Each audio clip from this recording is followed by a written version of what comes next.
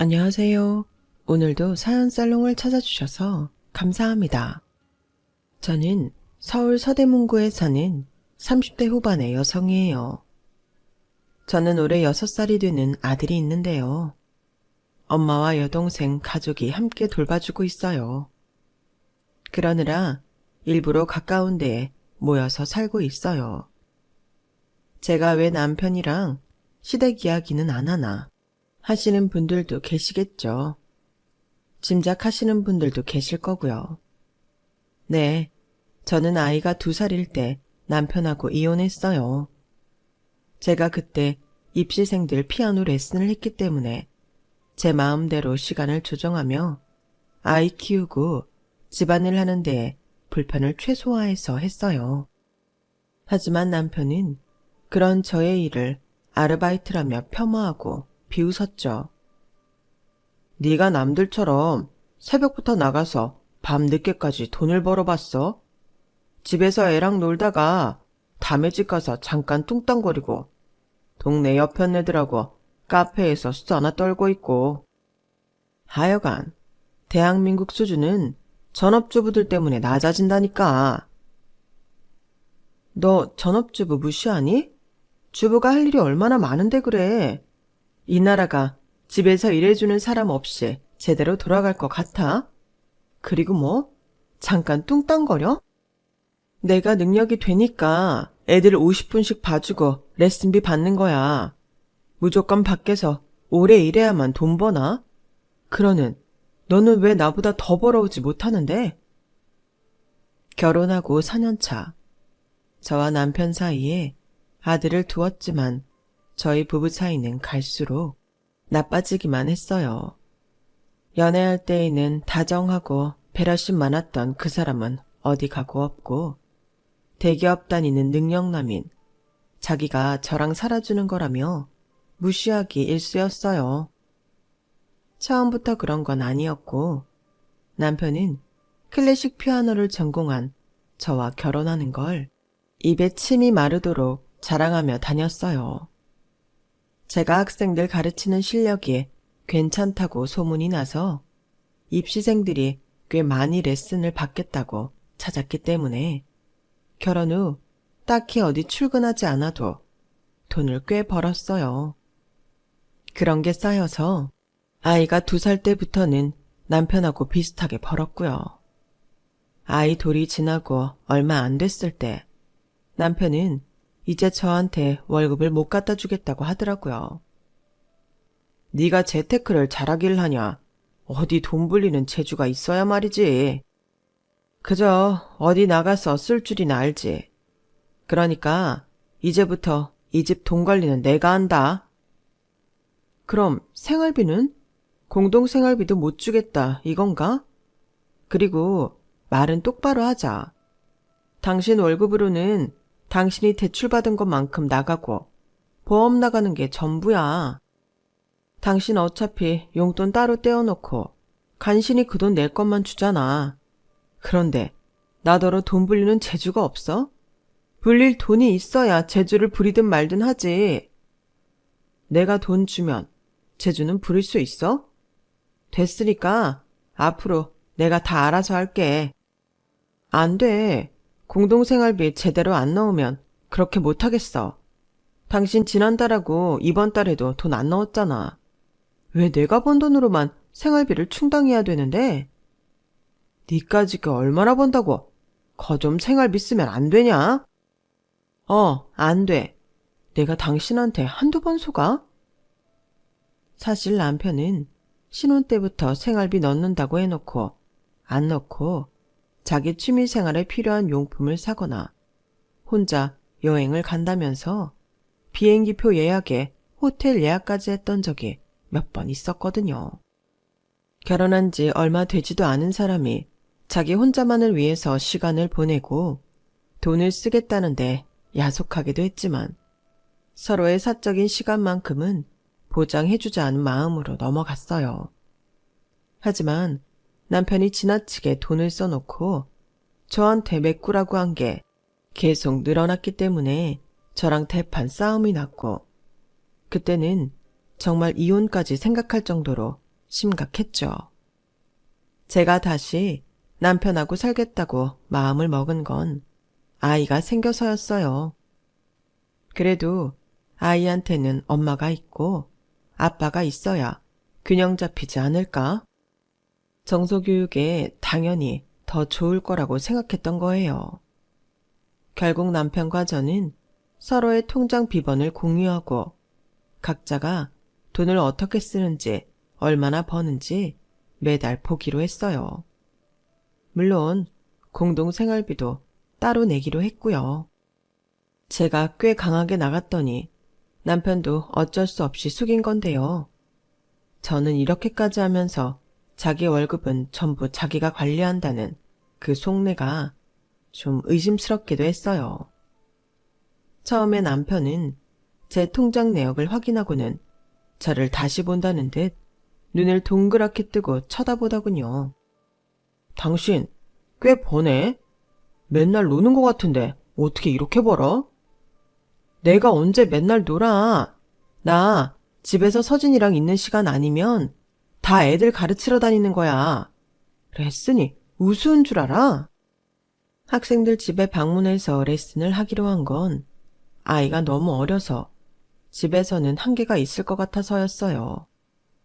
물론 친정 엄마가 서울에 와서 도와주시겠다고 했지만 아빠 돌아가시고 충격받아 지방 내려가셨는데 아이 때문에 올라오시라고 하는 건 영 마음에 내키지가 않았어요. 그럴 거면 차라리 도우미를 쓰는 게 나은데 도우미 쓴다고 하면 남편이 제가 사치를 부린다며 펄펄 뛰는 바람에 그럴 수가 없었어요. 또 어떤 학생들은 사정상 저녁 이후 시간에 레슨을 해야 하는 데도 있는데 집에서 하게 되면 남편이랑 학생들이 마주칠 수도 있어서 그것도 싫었고요. 남편은 잠깐 스치고 지나간 사람에 대해서도 별로 좋게 이야기하는 법이 없었어요. 항상 비판하고 불평을 했으니까요. 저는 어느 정도 남편 연봉을 예상하고 있었기 때문에 그다지 놀랄 일도 없었어요.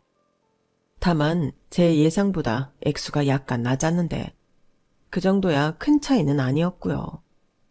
그런데 매달 통장 내역을 보면 카드값으로 한꺼번에 꽤 많은 돈이 빠져나갈 때가 있더라고요. 어떨 때는 카드마다 한도가 꽉 차서 핸드폰 요금이 몇십만 원씩 나올 때도 있었어요. 소액 결제를 사용한 거죠. 아니, 카드를 어디다 얼마나 썼길래 핸드폰 결제까지 해?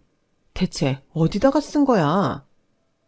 어디다 쓰긴 다 필요한데 썼지. 내가 너처럼 돈 헤프게 쓰는 줄 알아? 그럼 어디다 썼는지 똑바로 말해.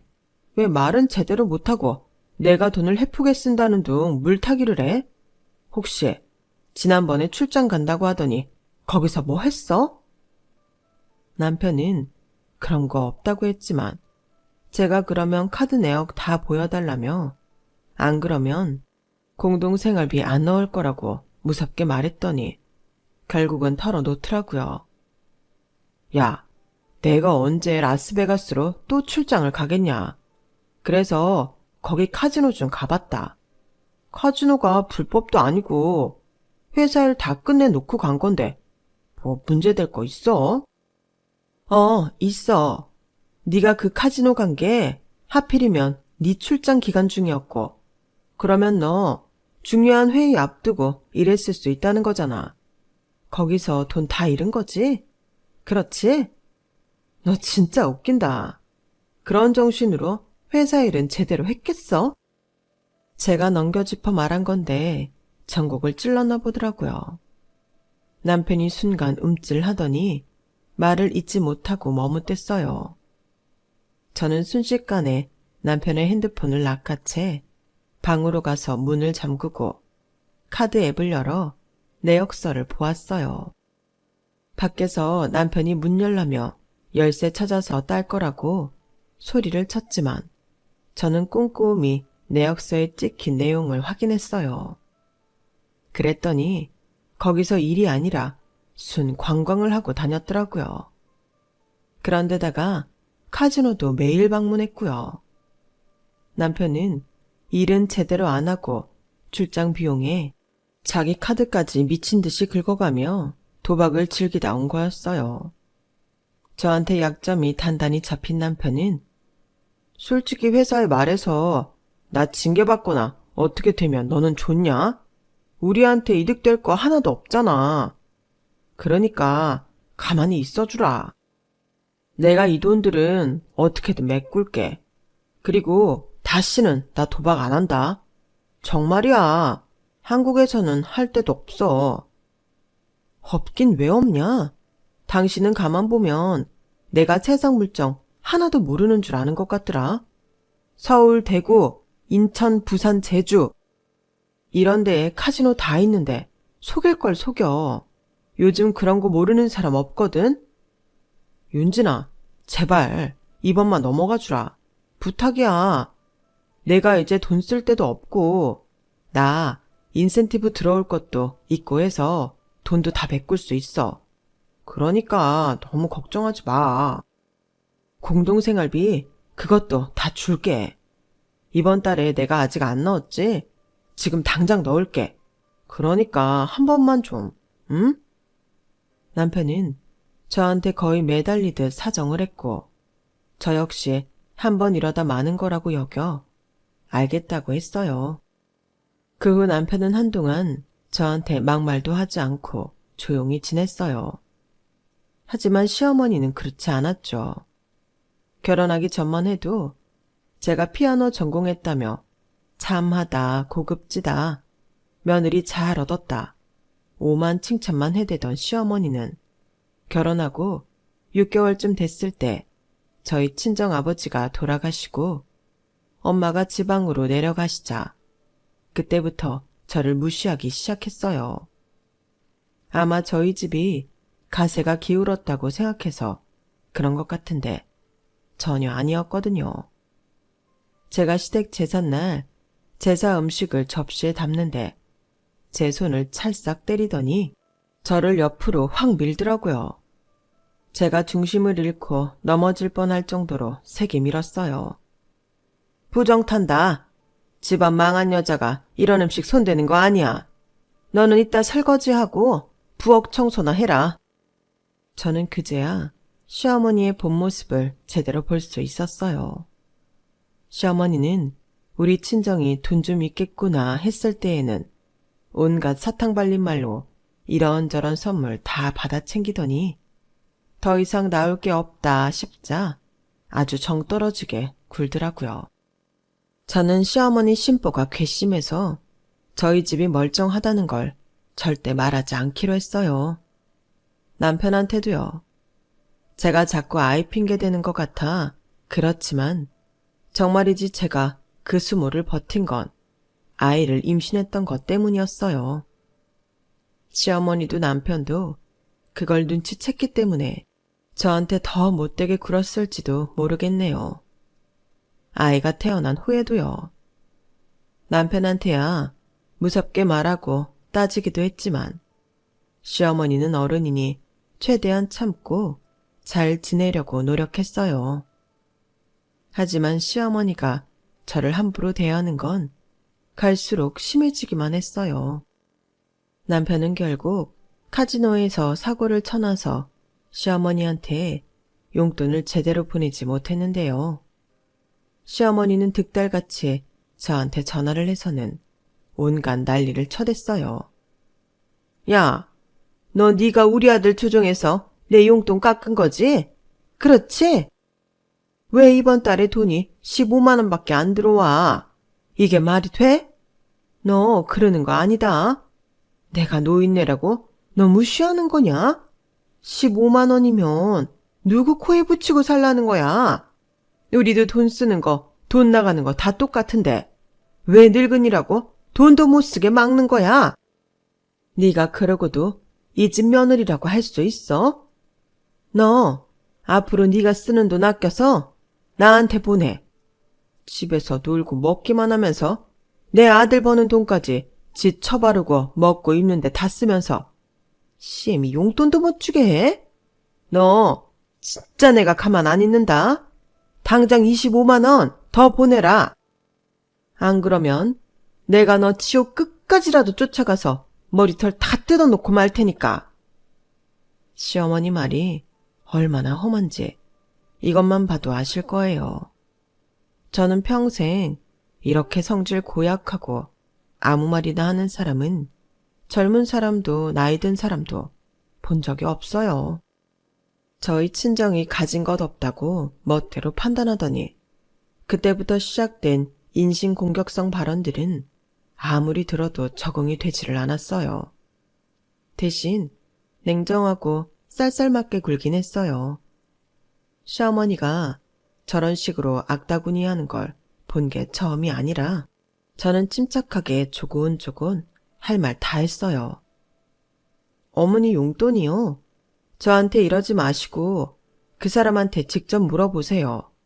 왜 용돈이 줄어야 했는지요. 아마 제대로 대답 못할걸요? 저는 말하고 싶지도 않으니까 저한테 이러지 마시고 연락해보세요. 그랬더니 남편 퇴근하고 나서 시어머니가 전화를 했더라고요. 남편은 제 눈치를 보며 대충 둘러대더군요. 엄마. 곧 보낼 거야. 이번 달에 서진이가 좀 아팠네. 그러다 보니까 병원비에 아이 먹일 거 더 신경 쓰다 보니 생활비가 좀 많이 나갔어. 물론 보내야지. 절대 40만 원 이하로는 내려가지 않을 거니까 걱정 마. 자기 잘못을 감추려고 아들을 이용하다니 정말 한심하기 짝이 없더군요. 시어머니는 남편과 통화를 끝내자마자 바로 저한테 전화를 하더군요. 저는 일부러 받지 않았어요. 받아봤자 말도 안 되는 소리를 할 테니까요. 아니나 다를까 저한테 당장 25만 원을 내놓으라고 문자를 보냈더라고요. 내가 호성이한테 얘기 다 들었다. 이거 네 실수 아니냐?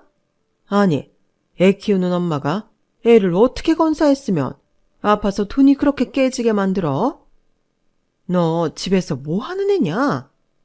내 전화 피하기만 하면 장땡인 줄 아나 본데 네가 나한테 25만 원 보낼 때까지 1시간마다 문자 보낼 테니까 그런 줄 알아. 저는 그 문자 그대로 남편한테 복사해서 보내며 남편한테 이렇게 말했어요. 당신이 인간이니? 당신 잘못 가리려고 아들이랑 아내를 당신 엄마한테 개똥을 만들어놔? 나 이 돈 못 보내니까 그런 줄 알아. 당신이 25만 원 어디서 꿔서라도 보내. 안 그러면 나도 카지노 건 가만 안 있어. 야, 내가 어디서 돈을 꾸겠니? 너 생각을 해봐. 남자가 밖에 나가서 여기저기 돈 구걸하고 다녀야겠어? 한 가정의 가장이 그러는 게 말이 돼? 엄마도 내가 카지노에서 돈 잃었다고 하면 얼마나 걱정하시겠냐? 내가 가족을 잘 못 챙긴다고 실망하실 테고. 그래, 내가 서진입한 거 미안해. 그러니까 한 번만 보내주라. 그럼 각 썼어. 이 돈 다음 달에 갚는다고. 야, 또 뭘 그렇게까지 해. 부부 사이에 25만 원 갖고 각서가 뭐냐? 우리 같은 부부는 서로 간에 우정도 없는 거 모르니? 나 당신 신뢰의 금관지 올해야. 그러니까 25만 원 다음 달 월급날 준다고 각서 써. 아니면 나도 돈 못 보내. 시어머니 문자? 차단해버리면 되는 거고 무시하면 그만이야. 와, 박윤진, 너 이렇게 독한 애인 줄은 꿈에도 몰랐다. 내가 진짜 결혼을 잘못해도 한참 잘못했지. 몰라. 너 알아서 해. 그러더니 방문을 탕 닫고 들어가 버리더라고요. 그 말을 듣는데 어찌나 억울하던지 그 자리에서 바로 짐을 싸서 나와버리고 싶더라고요. 정말 사람 잘못 보고 결혼 잘못한 건 저인데 누가 할 소리를 하는 건지 어금니를 꽉 깨물게 되더군요. 그 다음 달이 되어 남편 통장 내역을 보려는데 비밀번호를 바꿔놓았더라고요. 너무 수상했어요. 남편이 자기 통장을 거실 TV에 올려놓은 장식장의 서랍 안에 있다는 걸 안 저는 얼른 통장을 가지고 은행에 가서 ATM기에 넣고 정리를 했어요. 그랬더니 잔고가 무슨 22만 원 정도 들어있는데 너무 깜짝 놀랐어요. 보니까 월급이고 뭐고 들어오는 대로 다 빼갔더라고요. 저는 이게 대체 무슨 일인지 기가 막혔어요. 남편은 그날 유난히 집에 늦게 들어왔어요. 오자마자 피곤하다며 저를 상대 안 해주고 자려는 걸 붙잡았어요. 당신 돈 다 어떻게 했어? 왜 22만 원밖에 안 돼? 그걸 또 어떻게 확인한 거냐? 내가 비번까지 바꿨는데. 내가 아는 친구랑 주식에 넣었어. 걱정하지 마. 주식이라니? 무슨 주식? 갑자기 웬 주식이야? 당신 주식의 주자도 모르잖아. 지금껏 해본 적도 없는데 이 잔고를 싹 털어서 넣었다는 게 말이 돼? 이번 달 생활비는 당신 뭘로 쓰게? 아, 진짜 되게 땡땡거리네. 내가 네 잔소리 듣기 싫어서 말 안 한 거야. 나 돈 늘릴 거야. 더 이상 빠듯하게 살기 싫다고. 생활비 그거 잠깐 당신 돈으로 쓰면 되잖아. 나만 벌어? 왜 내 돈만 쓰려고 해? 당신 벌써 나랑 약속 어기면 어쩌자는 거야? 나한테 카지노에서 날린 돈 알아서 갚고 생활비도 제대로 주겠다고 한 거 지난달이야. 근데 이게 뭐야? 그 돈 다 갚고 편히 살려고 한 거라니까. 그럼 주식 거래한 거 보여줘봐. 거래 내역 같은 게 있을 거 아니야. 내가 직접 한 거 아니야. 친구 형이 해줬어. 뭐라고? 그게 언젠데? 지난주에 했는데? 어떤 주식 사고 어떻게 투자했는지는 들었어? 그렇게 자세한 건 알아서 하시라고 다 맡겼지.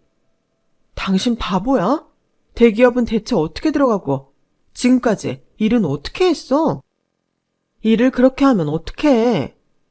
누구더러 바보라는 거야. 걱정하지 마. 아무 일 없이 내 돈 확 불어서 들어올 테니까.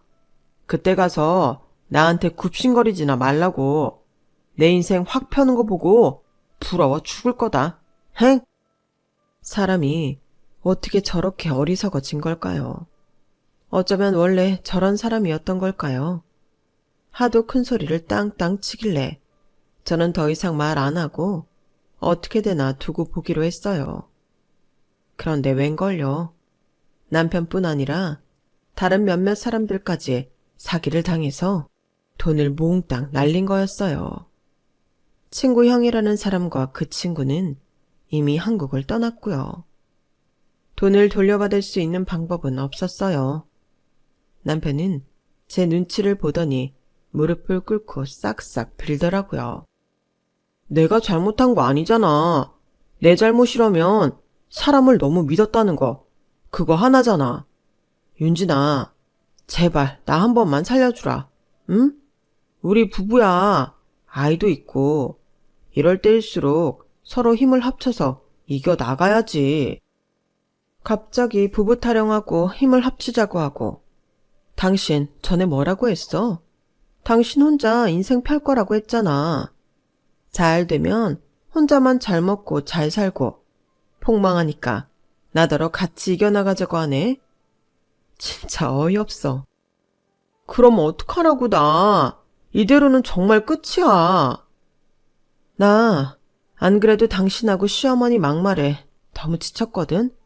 그런데 이런 사고치고도 별 반성 안 하는 당신 보니까 우리 서지한테 이런 아빠는 있으리만도 못하다는 생각이 들어.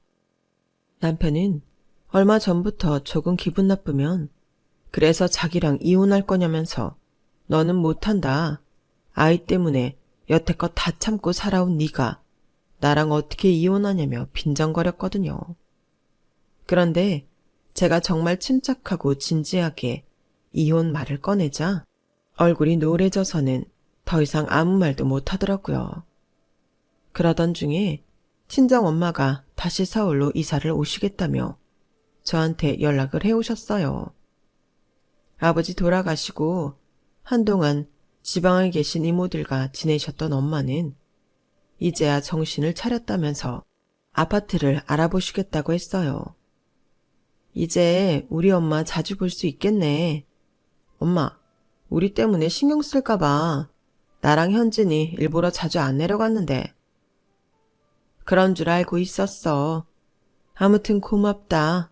니들이 엄마 생각 많이 해줬잖아.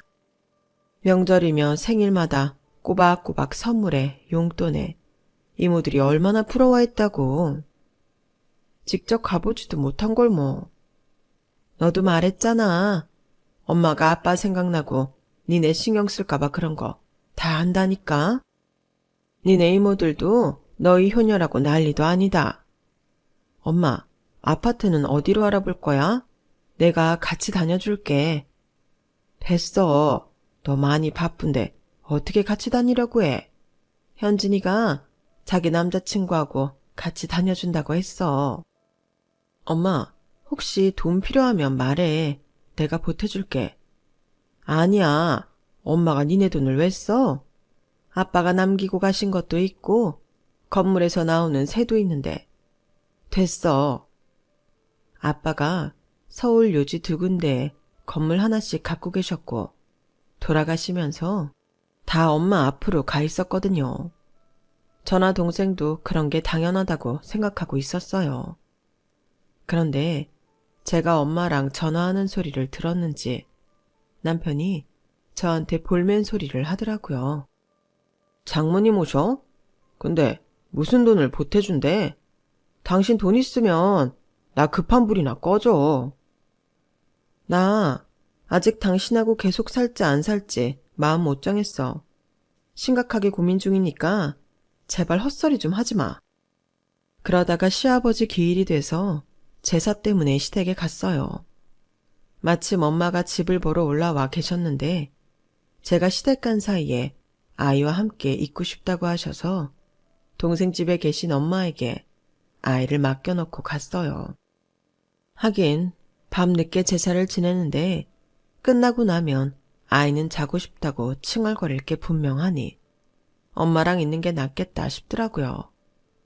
그날 제사를 마치고서 밥을 먹고 대강 정리하고 얼른 집에 가려는데 시어머니가 셀쭉한 표정으로 그러더라고요. 너는 꼭 금세라도 도망가려는 애 같다. 여기 좀 있으면 무슨 일이라도 생긴다니? 어떻게 밥만 먹고 바로 가려고 그러냐? 시간이 늦었잖아요. 아이도 지금 친정엄마가 봐주시는데 얼른 가서 데려와야 되니까요. 사돈이 올라오셨어? 아니, 왜? 다시 서울에서 사신다고 오셨어요. 그러자 시어머니 표정이 험상궂게 변했어요. 아니, 전에 분명 살던 아파트 처분하고 내려갔다고 했잖아. 그럼 어디서 지내겠다고 올라오신다는 거냐? 그래서 지금 집 알아보고 계세요. 적당한 아파트 보신다고 동생 현진이하고 같이 찾고 계세요. 그러자 갑자기 시어머니가 버럭 화를 내는 거였어요. 안 된다. 절대 못 오신다. 어디 남의 아들 등골을 빼먹으려고? 무슨 돈으로 서울에 아파트를 사신다는 거냐? 이거 다 우리 호성이 돈으로 사겠다는 심산이잖아. 야, 네가 나한테 용돈도 제대로 안 보내면서 내 아들 돈을 네 엄마한테 다 갖다 바치려고 작정을 해? 이 못된 것? 하더니 바로 앞에 있던 과일 접시를 저한테 던지는 거였어요. 다행히 반사적으로 피해서 맞지는 않았지만 접시가 와장창 깨지면서 바닥에 흩어졌어요. 그걸 보고 남편은 어쩔 줄 몰라 쩔쩔매더군요. 엄마, 제발. 엄마 이러지 말고 얘기를 좀 들어봐. 이러면 안 돼. 엄마 실수하는 거야. 실수는 무슨 실수? 너 이제 보니까 아주 쟤한테 꽉 잡혀서 눌려 살았구나. 이러니 내 아들이 승진도 못하고 아직도 과장 안 돼서 전전긍긍하고 있지. 친남편 앞길 가로막는 게 어디치 엄마한테만 돈 쓸 생각을 해. 내가 사돈한테 연락하마. 서울 오시는 거 취소하시라고. 아니면 너 니네 엄마한테 반품시켜버린다고 할 거다. 너 우리 아들하고 이혼해. 아, 그러세요? 네, 그러세요 그럼. 제가 아주 차갑게 말하자 남편은 저를 붙잡고 난리가 났어요. 아니야, 당신 이러지 마. 엄마 말 너무 신경 쓰지 말고 그냥 우리 살던 대로 살자. 제발, 어? 아니, 어머님이 나를 우리 엄마한테 반품시킨다는데 내가 뭐하러 너랑 살아야 되니? 나 됐거든? 저는 남편의 팔을 가차없이 뿌리쳤어요. 저 못된 것? 아주 이제 거칠 것 없구나. 네 속을 아주 다 내보이고 있어. 거칠 것 없이 본색을 드러내는 건 어머님이랑 이 사람이고요. 어머니, 아니 이제 어머니라고 부르기도 싫네요. 호성이 어머님, 댁의 아드님이요. 주식 투자한다고 돈 몽땅 누구한테 줬다가 싹 털리고 지금 알거지예요. 그래서 내 돈으로 먹고 살고 있어요. 당신 아들 그 전에도 미국 출장 갔다가 카지노로 돈 날린 것도 아직 다 못 갚았거든요. 계속 제가 먹여 살렸었는데 더는 이렇게 살지 않아도 된다는 걸 절실히 깨닫네요. 이혼할지 말지 고민했는데 고민했던 제가 바보 같네요. 우리 엄마 돈 많아요. 아빠 돌아가셨다고 저 업신여기고 저희 친정 우습게 봤죠. 아빠 건물 남기고 돌아가셨어요. 그것도 2채나요. 현금도 있고요. 우리 엄마가 서울에 오지 못할 이유가 뭐가 있어요? 아니, 그러니까 네 아빠 바깥사돈 돌아가시고서 망해서 내려갔던 거 아닌 거야? 근데 넌 왜 말 안 했어? 어머니 안면 싹 바꾸는 거 보고 괘씸해서 말 안 했어요. 아, 돈 없으니까 사람 취급도 안 하는구나. 내가 이런 집에 시집 왔구나. 정말 그때도 이혼하고 싶었거든요. 그때 했어야 했어요. 아이 가졌다고 이혼하지 못했던 제가 얼마나 바보 같았는지 아이 낳고 지금껏 살면서 절실하게 깨닫게 되네요. 호성이 어머님 소원대로 이제 댁의 아드님하고 안 살게요. 됐죠? 네 말이 다 사실이야? 정말 그래? 호성아, 너 진짜 그랬어? 어차피 저 인간은 솔직하지 못할 테니까 제가 여차하면 보여드리려고 아예 챙겨서 가지고 다녀요. 제가 가방에서 서류 뭉치를 꺼내 앞에 내놓았어요. 남편이 돈 다 털어 쓴 내역에 카지노 가서 긁은 전표하며 모든 걸 다 제가 복사해서 만들어 놨거든요. 이혼하려면 필요할 것 같아 미리 다 준비해둔 거예요. 그거 똑같이 또 한 부 있으니까 갖고 계세요. 저는 다른 걸로 이혼 소송할 때 쓰면 되니까요. 저는 그동안 속으로 참고 참으며 이런 날만을 기다렸던 것 같아요.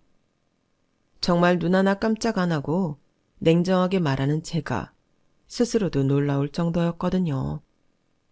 한마디 한마디 속으로 되새기며 준비를 했어서인지 저는 흥분하지도 않고 울지도 않고 화도 내지 않았어요.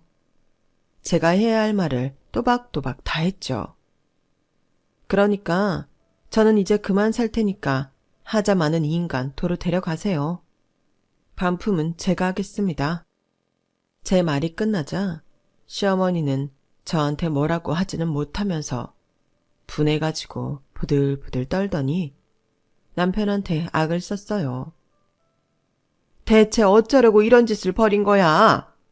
네가 미친 거야? 네가 똑바로 살지 못하니까 저 애한테 할 말이 없잖아. 이렇게 당하고도 아무 말 못하잖아.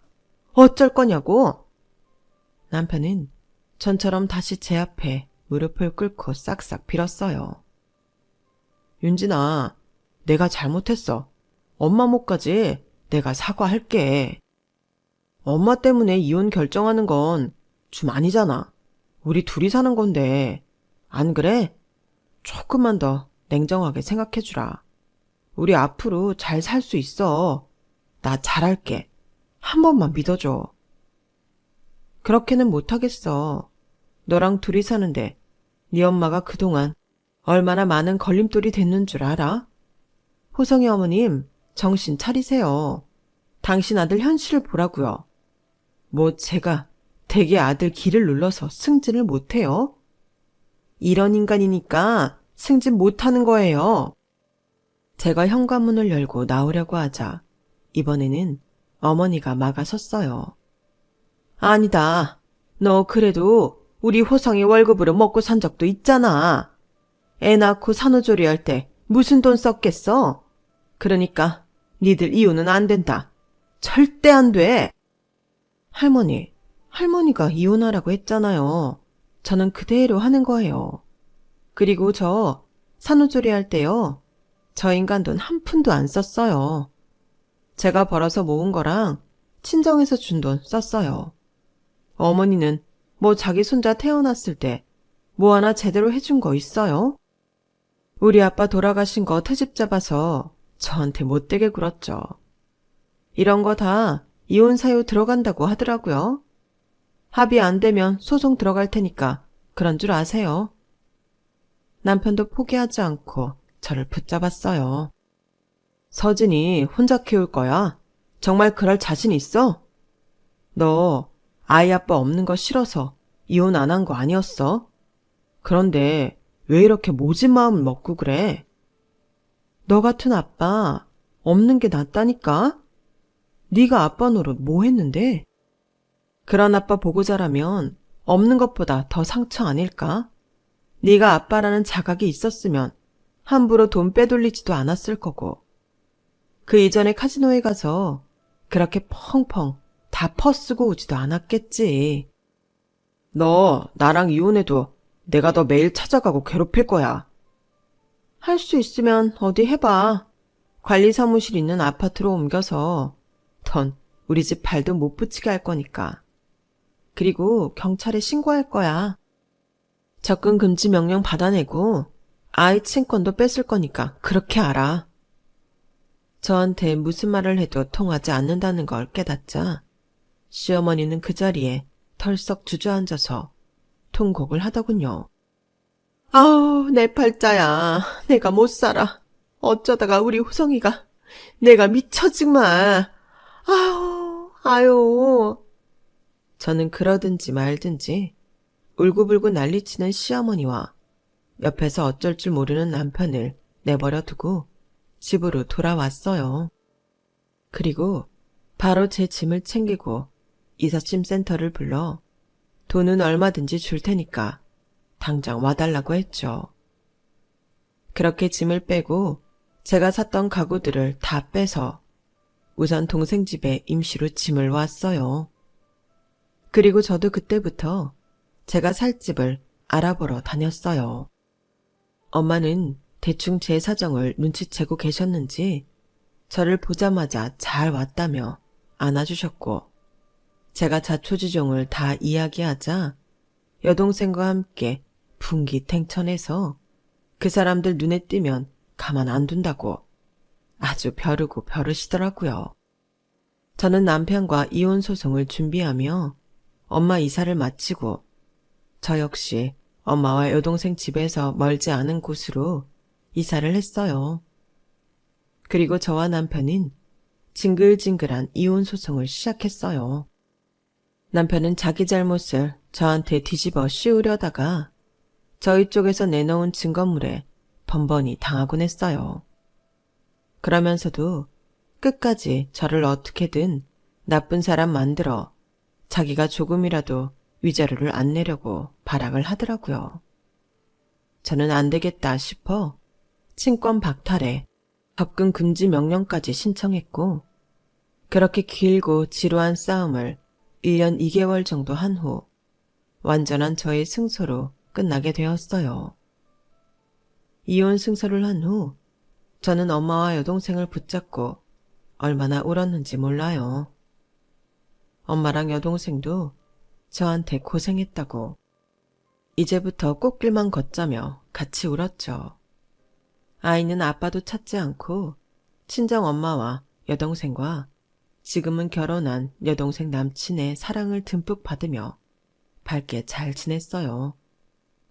저는 집에서 가까운 곳에 스튜디오를 얻어서 그랜드 피아노 2대를 갖다 놓고 본격적으로 레슨을 시작했어요. 그리고 예술고등학교 피아노 강사 뽑는 자리에 원서를 넣었는데 다행히도 제가 발탁이 되어 학교에 출강도 하게 되었네요. 제가 레슨하고 학교 갈 때면 엄마가 아이를 봐주시고 주말에는 여동생 부부 가족과도 같이 지내며 저는 만족스러운 생활을 보내고 있어요. 이렇게 다 지나고 나니 나쁜 꿈을 꾼 것 같기도 하고 이제는 정말 그런 일이 있었나 싶을 때도 있어요. 그게 다 지금 제가 행복하게 잘 살고 있어서인 것 같아요. 그럼 저의 긴 이야기 여기서 마칠게요. 들어주셔서 감사해요. 들어주신 분들도 가족들과 꽃길만 걸으시길 진심으로 바랍니다. 여러분, 사연 댓글에 응원과 현명한 조언 부탁드려요. 좋아요와 구독은 저에게 큰 힘이 됩니다. 오늘도 좋은 일 가득하세요.